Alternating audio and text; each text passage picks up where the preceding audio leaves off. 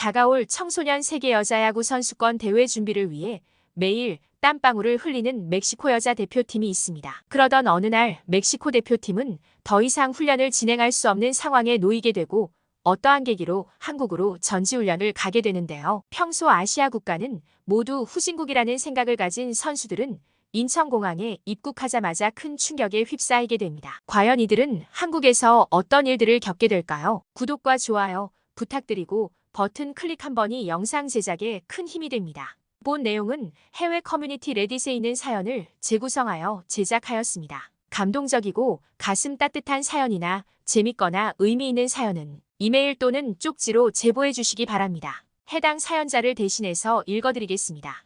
안녕하세요.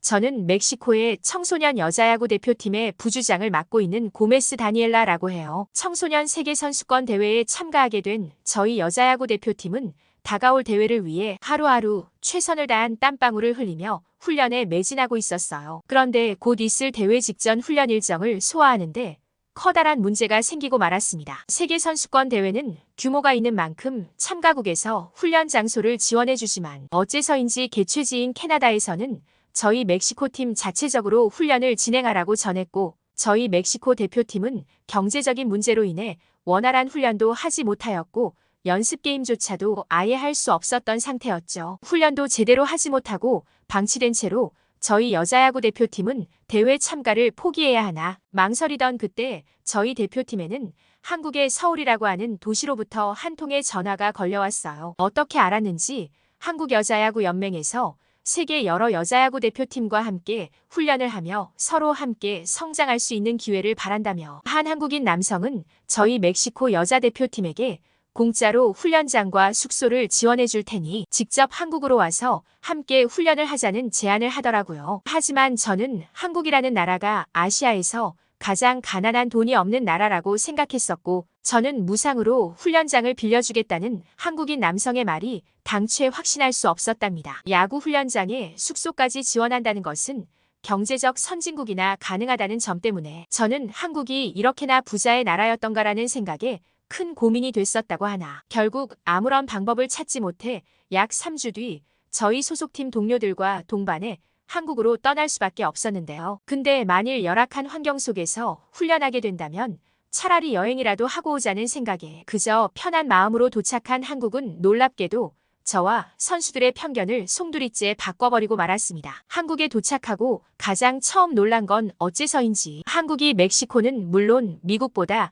훨씬 부자의 선진국처럼 느껴졌다는 것입니다. 사실 야구대회 때문에 많은 나라들을 경험했던 저는 공항 입구에 들어가자마자 노숙자는 물론 입국 심사에 무려 10시간 이상 걸리는 미국의 공항 시스템에 선진국 미국에 대한 환상이 완전히 깨져 있었는데 놀랍게도 한국은 미국과는 차원이 다른 수준의 공항 디지털 시스템을 지니고 있었기 때문이었습니다. 게다가 주위를 둘러보니 입국 심사 직원분들은 모두 통역 이어폰을 착용하고 있었고 저는 미국과 다른 유럽 나라에서조차 보지 못한 디지털 기술력에 큰 충격을 받고 말았습니다. 아시아에서 그래도 선진국이라고 알려진 나라 일본의 대회가 있어서 방문했을 때에는 큰 실망만 했었는데 어째서인지 한국은 일본보다 더욱 기술이 발전한 선진국인 것 같았고 저는 이때부터 이번 한국행이 최고의 훈련이 될 것 같다는 기대감이 생기기 시작했어요. 그리고 실제로 약 20분 만에 입국 심사를 마치고 내부로 들어간 한국의 공항은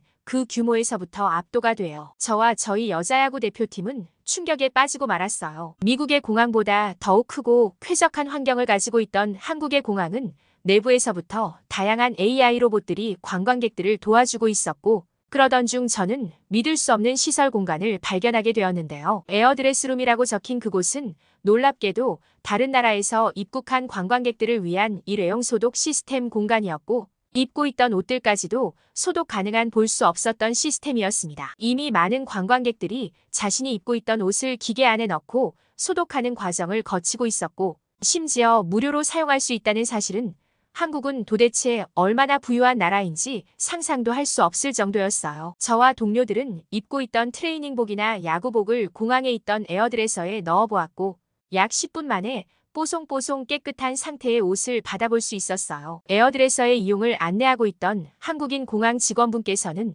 최근 바이러스의 문제 때문에 외국인 관광객들의 옷을 한 번에 소독과 세탁할 수 있는 에어 시스템을 도입해 운영하고 있다는 말과 함께 실제 많은 관광객분들이 소독은 물론 입고 있던 옷의 불쾌한 냄새까지 사라지자 꽤 많이 이용하고 있다는 설명을 해주시더군요. 관광객들을 위한 편의시설이 끊임없이 발전 중이었고 제가 처음 사용해본 공항의 에어드레서 시스템도 너무나 놀라웠습니다. 한국은 이미 공항에 입국할 때부터 그들의 높은 삶의 수준을 보여주는 것 같았고 심지어 외야수로 뛰고 있는 모니카는 휴대폰으로 정보를 찾아보니 인천공항이 영향력 있는 글로벌 공항 순위 1위에 랭크되어 있다는 쇼킹한 화면을 보여줬습니다. 저는 그제서야 한국으로 야구 훈련을 하러 왔다는 저희 팀 선택에 기쁨에 눈물이 흐를 지경이었고 즉각 저희에게 야구 훈련장과 숙소를 지원해주겠다고 했었던 태원 씨에게 전화를 걸어 저희가 공항에 도착했다는 것을 알렸는데요. 다행히도 전화를 받은 태원 씨는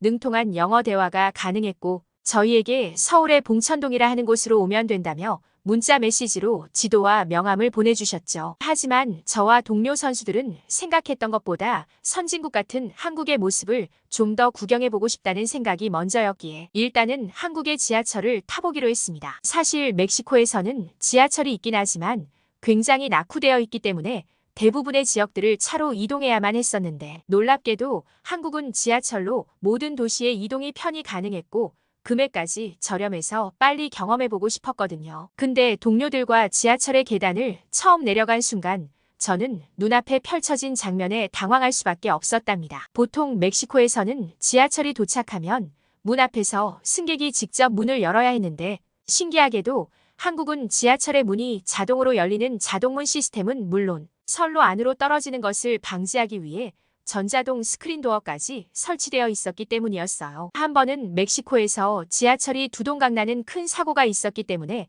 한국에서도 지하철을 타기에 조금 겁이 나기는 했지만 한국의 지하철은 소음도 많이 없을 뿐만 아니라 도착하자마자 자동으로 문이 열리다 보니 어안이 벙벙할 정도였죠. 사실 멕시코에서는 지하철의 문을 직접 손으로 열 때만 해도 불편하다고는 생각하지 않았는데 이와 반대되는 자동문에 한국 지하철을 직접 겪어보니 그렇게 편할 수가 없었고 심지어 안전을 위해 스크린도어까지 있는 상황을 보니 한국이 이렇게 돈이 많은 부유한 나라였구나 라는 생각이 들을 정도였답니다. 또한 처음 올라탄 지하철에서도 한국의 놀라움은 끝나지 않았습니다. 팀원들과 함께 지하철에 올라탄 저는 어느 나라 지하철에서는 전혀 보지 못했던 굉장한 이상한 기계를 발견했는데요. 살아생전 처음 보는 물건에 이게 도대체 뭐지라는 생각에 당황하고 있었는데 바로 그때 한 한국인 여성이 다가오더니 기계에 손을 집어넣고는 비비기 시작했죠. 놀랍게도 지하철 객실 내부에 부착되어 있던 기계는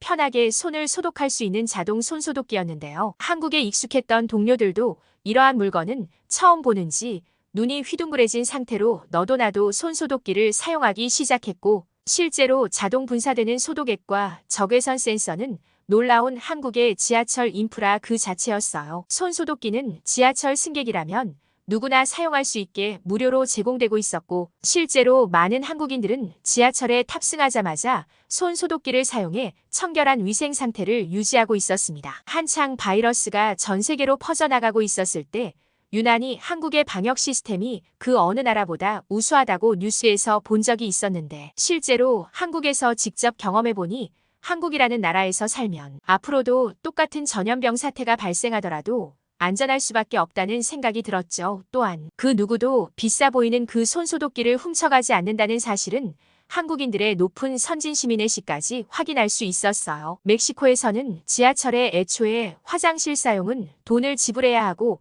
화장실 내부엔 비누가 없어서 손을 씻지 못해 위생에 신경 쓰지 못하는데 한국은 지하철 내부에서 즉각적으로 손을 소독할 수 있다는 사실은 한국인들에게는 평범한 일상이겠지만 저희 야구팀의 기존 상식의 틀을 바꿔버린 엄청난 사건이나 다름없었죠. 한국에 온 지 고작 1시간 정도밖에 되지 않았지만 이때부터 동료들 사이에 앞으로 전지훈련은 무조건 한국으로 와야 한다는 말들이 돌기 시작했고 한국의 놀라움에 입을 다물지 못하는 저의 표정을 확인한 동료들도 서울의 길거리를 앞으로 더 걷다 보면 더욱 신기한 일들을 많이 경험할 수 있을 것이라며 뿌듯한 미소를 보이더군요. 30분이 조금 넘게 지하철을 타고 이동하니 서울의 한 훈련장에 도착하는 건 금방이었고 지하철 내부가 상당히 쾌적해서 그런지 도착하는 시간조차 아쉬울 정도로 한국의 교통수단인 지하철은 너무나 편했습니다. 멕시코에서는 지하철은 물론 버스를 탈 때에도 매번 시끄럽게 노래를 부르거나 술을 마시는 시민들이 많이 있어서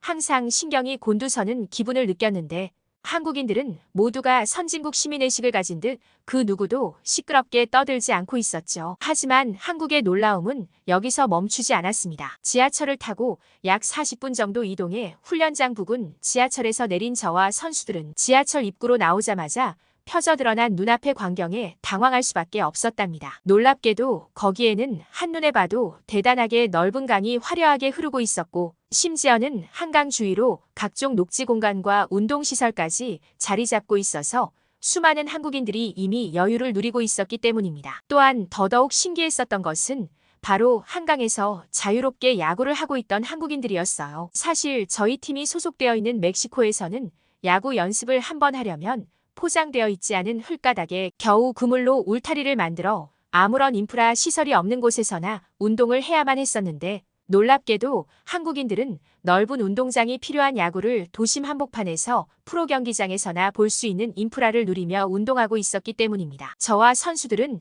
이러한 한국의 인프라 시설에 한국이 이런 식으로까지 살기 좋은 나라였구나라는 뒤늦은 후회가 되기도 했답니다. 야구라는 스포츠 자체가 장비도 꽤 고가에다가 멕시코에서는 꽤 상당한 돈이 들어가는 고급 스포츠로 알려져 있는데, 어째서인지 한강 훈련장에는 이미 수십 명 이상의 한국인들이 자유롭게 야구 대회를 누리고 있었고, 심지어 한강공원 한쪽에는 저렴한 금액으로 야구 장비를 빌려주는 대여소까지 보였는데요. 멕시코에서는 야구 장비를 한번 빌리려고 하면 도시 예산마저 요청해야 하는 정도인데, 한국은 누구라도 편하게 야구 장비를 구할 수 있었고, 심지어 대여해주는 야구 장비의 품질도 멕시코의 야구 장비들보다 훨씬 상태가 좋아 보였어요. 그리고 이런 비싼 야구 장비를 전문적으로 훔쳐가려는 범죄마저 기승을 부리고 있는데, 한강에서는 이러한 행태는 아예 볼 수 없었고, 도리어 야구 대회를 구경하며 여유를 만끽하는 한국인들의 평화로운 모습만 마주할 수 있었죠. 저와 선수들은 진짜 살기 좋은 선진국이 있으면